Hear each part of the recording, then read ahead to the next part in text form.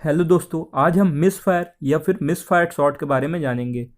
जब हमारा detonator explode होने से फेल हो जाता है या फिर एक्सप्लोडिंग के बाद जो मेन एक्सप्लोजिव कार्ट्रिज जो चार्ज है हम उसको ब्लास्ट करने से फेल हो जाता है, इसे मिस फायर बोलते हैं इस केस को। इसका अगर डेफिनेशन निकालना हो तो यह होगा: when a detonator fails to explode और after exploding fails to blast the charge of main explosive cartridge, it is known as misfire. Misfire होने के कुछ रीजंस है। Basically defective firing exploder, defective detonator, broken detonator, short circuit of the cable, ये सब कुछ main reasons है। अब हम बात करते हैं प्रिकॉशंस की। The cable should be check before blasting. Cables को चेक करना चाहिए। एक्सप्लोडर को हर एक 3 महीने में एक बार री एग्जामिन करना चाहिए। गुड क्वालिटी एक्सप्लोजिव या डेटोनेटर यूज़ करना चाहिए। हर कनेक्शन को केयरफुली मेड बनाना चाहिए।